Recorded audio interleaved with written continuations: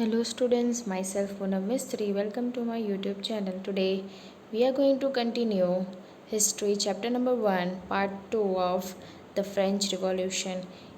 In the first part we have already studied about the French society during the 19th century. We also studied about how people were surviving because of increase in prices of bread. Now today we are going to continue a growing middle class envisages an end to privileges. That we already saw that first and second estate people were exempted from paying taxes, right? But all the taxes had to be borne by the third estate. So now what happened? Peasants used to participate in revolts against taxes and food scarcity. Now people started revolting against taxes कि क्यों सिर्फ हमें ही third estate के people को ही क्यों पे करना है. So they started revolting, they started fighting. And food scarcity के लिए कि क्यों फूड इतना scarce है, क्यों कम है. Group of the third estate had become prosperous and had access to education and new ideas. अब जो थर्ड एस्टेट के पीपल थे they started becoming prosperous because of their hard work, and now they were educated and they were having new ideas. So in the 18th century new social groups emerged. अब जितने educated थे तो उनका जो पूरा group था, new social group जो है वो इमर्ज होने लगा. Term the middle class who earn there wealth through expanding overseas trade. और वो लोग कैसे इतने रिच बने, तो that is through their overseas trade. उन्होंने ओवरसीज़ ट्रेड जो है मतलब इंटरनेशनल ट्रेड स्टार्ट कर दिया था, वो एक्सपांड होने लगा था. And by manufacturing woollen and silk textile that were either exported or bought by the richer members of society. So now here what happened, what they started to earn their wealth, they started expanding overseas trade.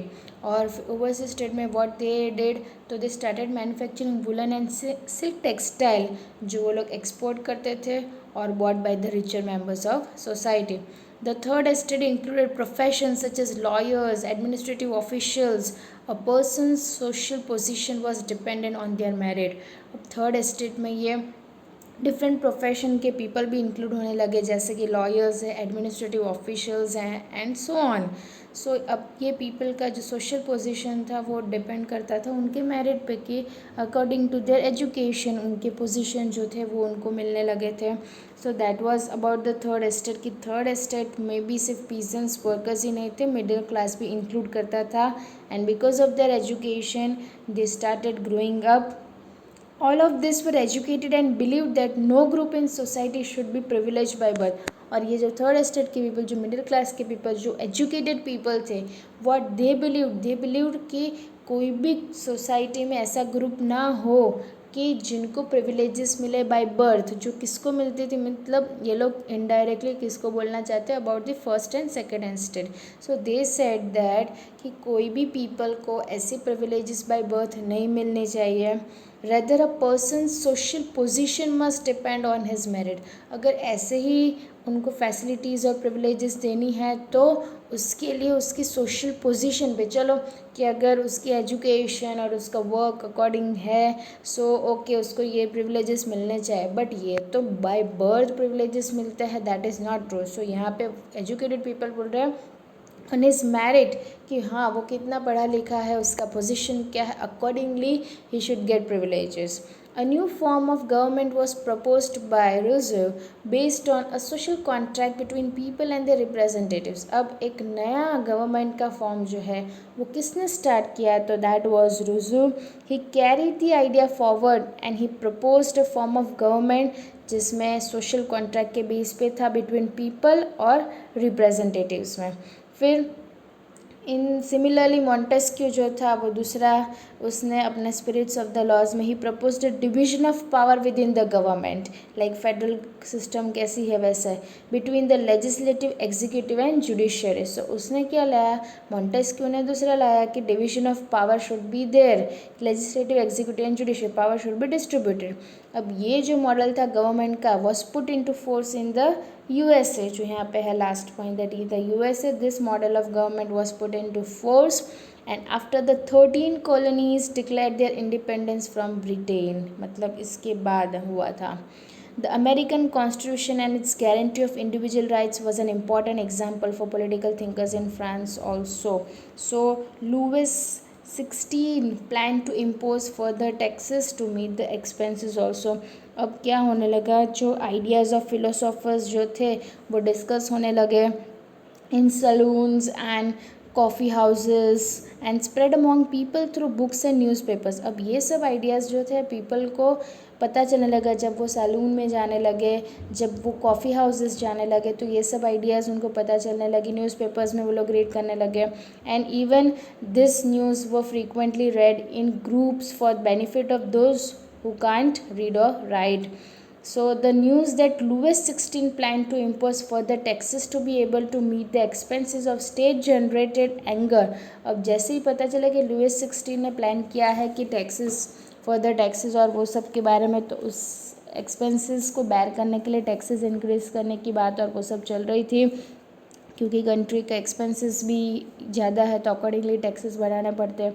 तो उससे people जो थे they generated anger and protest against the system of privileges, कि अगर ऐसा ही है तो उससे अच्छा जो जिसको प्रिविलेजेस मिल रहे हैं उसको निकालो ना, मतलब वो प्रिविलेजेस उनसे निकाल दो। सो पीपल में एक एंगर आ गया था कि why this is happening. So that was about the we studied about the growing middle class envisages an end to privileges, right? Now next is the outbreak of the revolution। Now in this, in France the monarch didn't have the power to impose tax। यहाँ पे France में monarch जो था, जो ruler था, उसके पास power नहीं था टैक्स इम्पोज करने के लिए, राइट।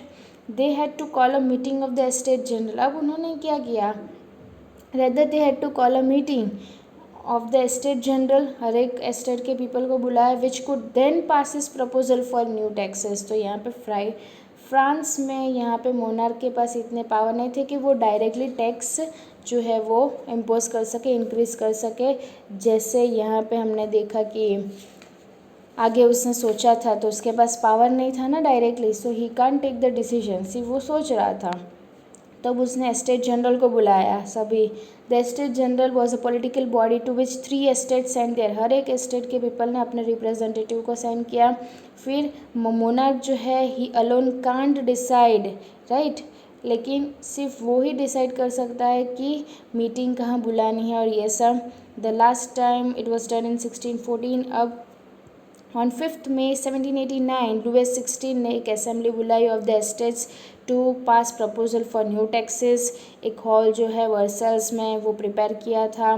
फिर फर्स्ट और सेकेंड स्टेट के 300 रिप्रेजेंटेटिव्स बुलाए थे, okay, who were seated in rows facing each other on the 2 sides. दोनों अपोजिट फेस कैसे आ सकते हैं, दोनों के एक दूसरे को देख सकते हैं, वैसे ही दोनों मिलकर 300 representatives from first and second state को बुलाए।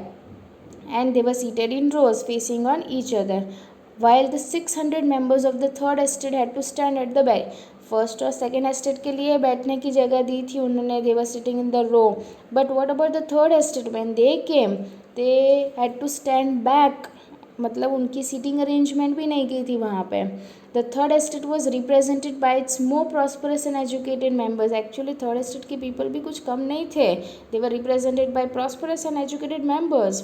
Now peasants, artisans, women were denied. और यहाँ पे ये जो मीटिंग थी उसमें किसको मना किया था कि हु कांट एंटर, तो यहाँ पे जो पीजेंट्स थे, आर्टिसंस थे, जो स्मॉल वर्क करते थे, या तो वुमेन जो थी, they were denied, they can't enter this assembly hall. However ये सब जो था वो तो लिस्ट उनके बिहाफ पे जितने 600 पीपल आए थे वो 40,000 लेटर्स लेकर आए थे, which the representatives had bought. जो 600 पीपल आए थे वो 40,000 लेटर लेकर आए थे, उनकी जो भी डिमांड थी वो लेकर। अब voting in the state general in the past had been conducted according to the principle that each state had 1 vote. पहले क्या था, एक वोटिंग सिस्टम, हर एक स्टेट का 1 vote, right. This time to Louis 16 जो था उन्होंने सोचा था कि यही सेम प्रैक्टिस हम कंटिन्यू करेंगे, लेकिन थर्ड स्टेट के जो मेंबर्स थे उन्होंने डिमांड किया कि voting should be conducted by the assembly as a whole, जहाँ पे हर एक मेंबर का 1 वोट होना चाहिए। एक्चुअली लुइस 16 के हिसाब से हर साल क्या चलता था, हर एक स्टेट में से 1 वोट, लेकिन थर्ड स्टेट के पीपल ने ऐसे डिमांड की कि ऐसा नहीं होना चाहिए, हर एक मेंबर जो है उनके 1-1 वोट होने चाहिए, मतलब each member should have right to vote. अब ये एक डेमोक्रेटिक प्रिंसिपल है जो अब अभी फॉलो करते हैं।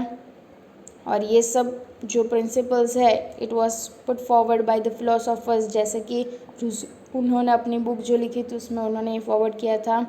जब किंग ने रिजेक्ट कर दिया प्रपोजल 1 वोट वाला, ईच मेंबर 1 वोट, जो मेंबर्स थे थर्ड एस्टेट के, they walked out of the assembly in protest की। तो हमें कुछ आगे नहीं बोलना है। So the demand was rejected, so the members of the third estate walked out to protest. They swore not to disperse till a constitution drafted for France that would limit the powers of the monarch. अब उसके बाद क्या हुआ, अब वो लोग तो चले गए, लेकिन जो रिप्रेजेंटेटिव्स जो थे of the third estate viewed themselves as a spokesman, वही बोलने वाले थे for the whole French nation, right. On 20th June they assembled in a hall of an indoor tennis court in the grounds of Vercel. 20th जून में को फिर से बोलो कि ग्राउंड था टेनिस कोर्ट, वहाँ पे मिले। दे डिक्लेयर्ड देमसेल्व्स की एक national assembly and swore not to disperse, और उन्होंने बस एक शपथ ले ली कि हम यहाँ से नहीं निकलेंगे जब तक फ्रांस का कॉन्स्टिट्यूशन बन ना जाए जिसमें मोनार्की के पावर्स जो है वो लिमिट में आ जाए। This were held by Mirabeau and Abbes. Mirabeau was born in a noble family but was convinced of the need to do away with the society of feudal privilege. He bought out a journal and delivered powerful speeches to the crowd. ये जो था मिराबे, वो एक Nobel family से belong करता था, लेकिन उसने यहाँ पे सपोर्ट किया था कि फ्यूडल प्रिविलेजेस नहीं होना चाहिए। पावरफुल स्पीच दी थी पूरे क्राउड को जो वर्सल्स में आए थे। रूमर्स, अब due to severe winter bread price rose and people had to spend hours in long queues, ये सब प्रॉब्लम्स होने लगे।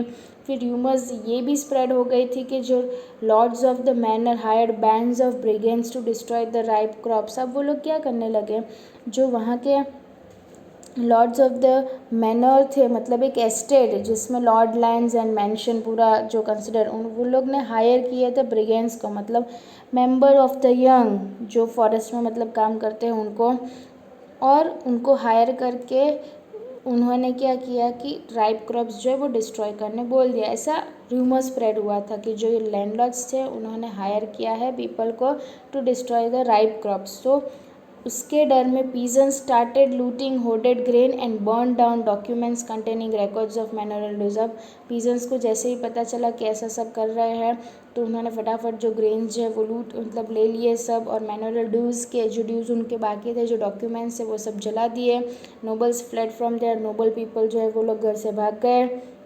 Louis XVI accorded recognition to the National Assembly and accepted the principle।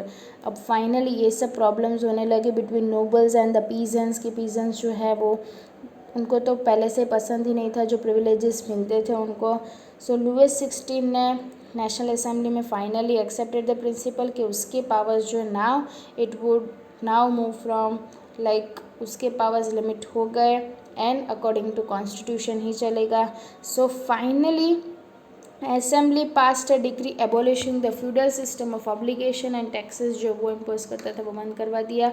On 4 August 1789 assembly passed a decree abolishing feudal system of obligation and taxes. Obligation duty जो है वो it's were abolish and lands owned by the church were confiscated means taken or it was seized. As a result, government acquired assets worth at least 2 billion livres, right? ये सब होने लगा।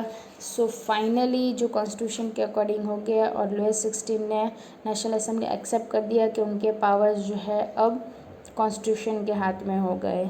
So finally that was about the outbreak of the revolution. और ये सब possible हुआ जब people ने साथ में मिलकर वर्क किया, then only it became possible कि वो अभी मोनार्की निकल गया। तो अब नेक्स्ट टॉपिक हमारा होगा कि फ्रांस जो है वो कॉन्स्टिट्यूशन मोनार्की हो जाएगा, मतलब भले वो रूलर है लेकिन भले वो किंग है लेकिन according to the constitution rules and regulation he has to work.